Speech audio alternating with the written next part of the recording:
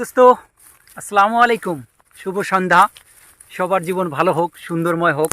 তো আজকে আমরা হঠাৎ করে সাদুল্লাবাড়ি চাইরেলিতে আসলাম।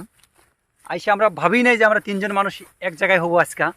তো এক জায়গায় হওয়ার পরে হঠাৎ করে মনে পড়লো যে চলেন তো একটু আমরা এই নিরিবিরি একটা দাগের পথারের মধ্যে যাই, যে জায়গায় মানুষ একটা সময় গরু বাছুর রাখতো, আবাদ করতো, কোনো বাড়িঘর ছিল না। আজকে হঠাৎ করে এসে দেখি দাগের মধ্যে কয়েক জায়গায় ঘর হয়েছে, বিভিন্ন জায়গায় বিভিন্ন ধরনের মানুষ ঘর বাড়ি বানাইছে। কিছুগুলো মানুষের আমরা জিজ্ঞাসা করলাম যে আপনারা যে এই জায়গায় বাড়ি করছেন, রাস্তাঘাট নাই, পরবর্তীতে কিভাবে আপনারা যাতায়াত করবেন বা আসবেন? আজকে হয়তো পানি নাই, বৃষ্টি নাই, জন্য আসতে পারছেন, একটা সময় আপনারা কিভাবে আসবেন?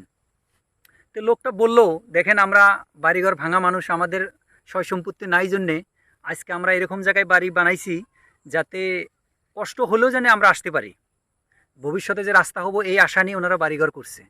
কিন্তু একটা সময় এগুলা দাগে, এই দাগে কোনো ধরনের বাড়িঘর ছিল না। এটা সাদুল্লাবাড়ি দক্ষিণ দাগ বিলা কয় কি। এদিকে আপনারা দেখতে পারেন এগুলা হাজং বস্তি, এটা ডুবাজানি কয়, এটা টিকশালি।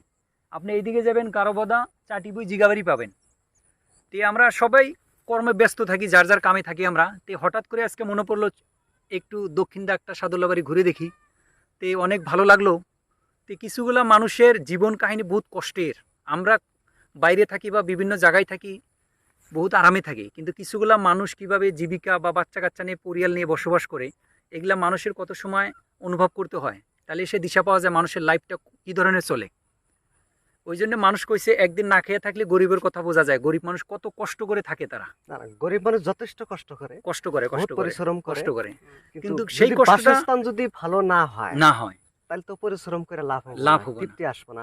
সারাদিন মাঠে কাম করলো, পথারে কাম করলো, বা বিভিন্ন জায়গা আছে, হয়তো কত গার্মেন্ট আছে, কাম করলো, কিন্তু রাইতে যখন আসবো বাসাটা যদি ভালো থাকে অথচ কিন্তু খুব ভালো লাগবো। যাই হোক, আপনারা পাশে থাকবেন। সেকেন্ড ভাইটি খুব ভালো ভালো কথা কইছে, ভাল লাগছে। ঠিক আছে, পাবেন না, আমাদের জন্য দোয়া করবেন যাতে আগামীকাল আমরা আরো এগিয়ে যেতে পারি, যাতে আপনাদেরকে আপনাদের জন্য ভালো কন্টেন্ট আরো নিয়ে আসবো আমরা। আচ্ছা, যেখানে হোক। তারপরে কথা হলো, যদি আমাদের কথায় কিবা ভুল ভ্রান্তি হয় আপনারা কমেন্টের মাধ্যমে জানাবেন। আমরা আরো কিছু শেখার আছে, শিখে নিব আপনাদের কাছে থেকে। এই বলে আমার বক্তব্য এখানে শেষ করলাম। আসসালামু আলাইকুম।